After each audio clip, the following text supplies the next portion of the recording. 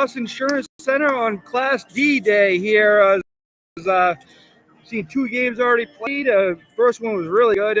Scat came back. They were down by 13 in the first half. They came back and got the 42-41 win over number 3 Van Buren. The second game was all Southern Aroostook. The number 2 seed rolled to an 81-39 win. They kept control things from the start. I got Bob Beetham with me here this afternoon as we're getting ready for the afternoon session. First game, Skag's going to take the floor again. They're going to, as a girls team, going to take on Deer Isle Stonington. Should be a very good 4-5 game. Bob, just talk about, I guess first talk about what we see this morning.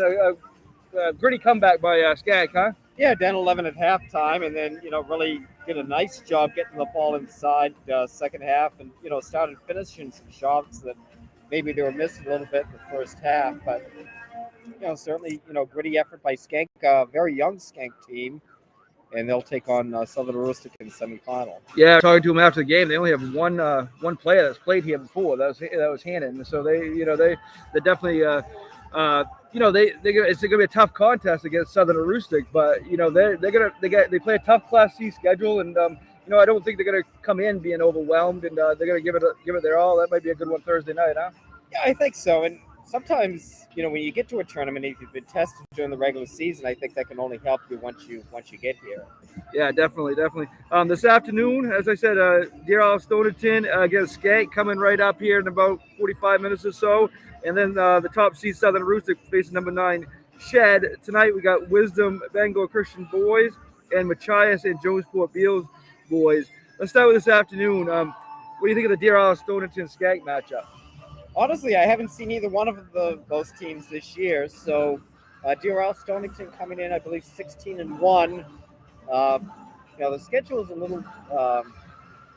They didn't, get really challenged much during the regular season. And again, Skank played a really, strong Class C schedule as well. It's really hard to say what might happen this afternoon. I know Luna Perry, St. Peter for Deer Isle Stonington has been one of the top players, stat-wise this year. So she's a player to watch in that one. And then everybody's favorite to win Class D takes a 3:30 when Southern Aroostook girls take on Shed. Always fun to watch them. Obviously, they're big favorites in any game they play, but quite a program. Huh? Yeah, they've certainly been a very dominant program over the last 3 or 4 years. Of course, last year, no tournament, but and they come in with a fairly young as well. They believe they only have 2 seniors on the roster, so they're certainly the team to beat in here this year. No doubt. Tonight, the first game of the night is Wisdom against Bangor Christian 4-5 matchup. That could be really good. Teams that haven't seen each other, have no idea, have no common opponents with each other, but that should be a typical 4-5 matchup. I think so, and the thing with Bangor Christian, too, is they're just starting to get healthy now. I know their key player, Jalen Reed, was out a good portion of the year, had some illness early in the season, and then late in the season, he'd been out with an injury and, just getting back now. So he certainly, makes a big difference for them. And then they've had a few other, injuries and setbacks throughout the course of the year. And then, from what I understand about Wisdom, they shoot the ball pretty well, like to get up and down the floor. They're a very good ball club as well. Last game of today is Machias and Jonesport Beals. There's a 1-8 matchup.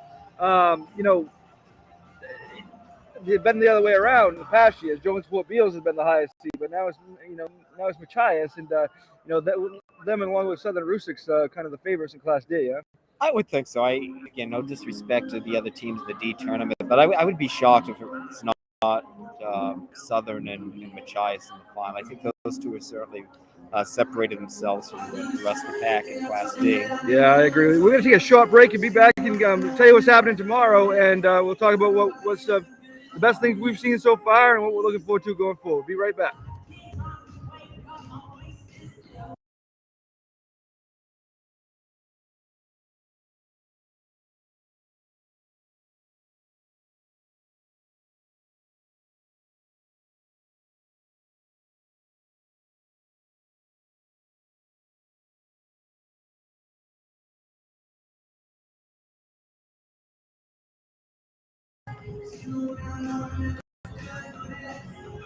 Back here with you, the Cross Insurance Center in between sessions. Here, getting ready for the nighttime session, and we're going to talk about what's going on tomorrow morning.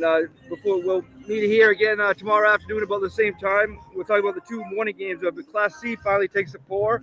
Always the last ones to take the floor here in Bangor, and two could be interesting games in the morning. PBHS and Fort Kent and Callis and Dexter play tomorrow morning. PBHS number 3.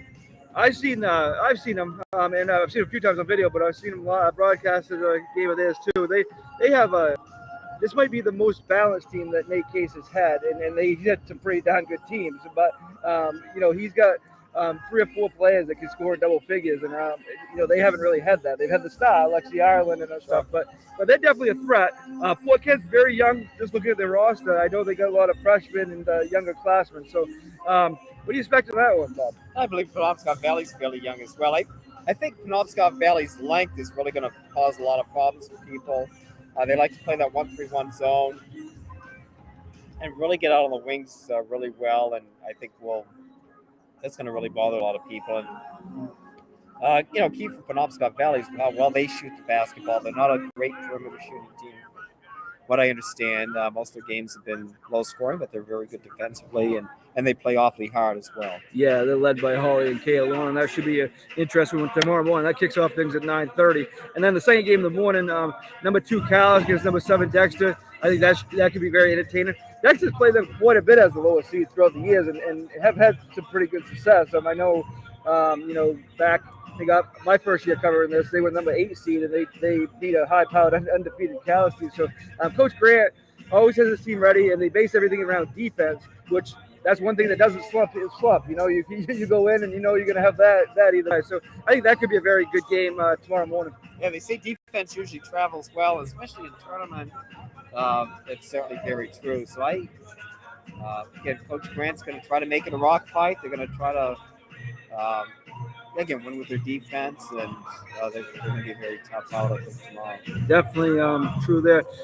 Lastly, we're just going to talk, Bob. What's been the kind of the best thing that you've seen so far at the tournament this year? I think certainly the shot for Eduardo Fiore at the end of the tournament, and John Bass won their first quarterfinal game in 26 years. So that's really been the story, I think, so far of the tournament. Otherwise, things have pretty much gone as expected. Ellsworth survived their quarterfinal with, I thought, a very talented Pascal team that, maybe had a few setbacks during the year, but certainly was very capable. And then, the top 4 seeds in B girls all looked very good. I think we'll have some really good semifinals in B girls. Oh, I certainly do too. Same. And I'll tell you, my favorite interview was with Fiore. And you can check that out on our YouTube page. But they were fun, and the game this morning was a lot of fun with Skank coming back and from 11 at halftime and 13 in the first half. So that was very good, and I'm looking forward to Class C day. I know a lot of these a lot of teams that we've seen so far from video and stuff, but Class C teams are the teams that we cover the most. So know them a lot, and should be a lot of good games. I mean, for example, Central Boys 11th seed, I think they could be a threat. I mean, they have a tough matchup with Woodland coming up tomorrow, but that could be a good game, and a lot of good games I think coming up, Bob. Yeah, I think so. The Central Woodland game will be Wednesday morning. Especially when you have teams from different regions too playing each other, you don't really know what to expect because they play totally different schedules. You don't really have anything to compare teams with, so I think it really makes that C and the D tournament really interesting. Right? Excellent. Well, Bob, thank you for joining me, and we'll talk throughout the tournament. I'm sure we'll catch up again on here. So, all right, thank you, Bob. Thanks for having me.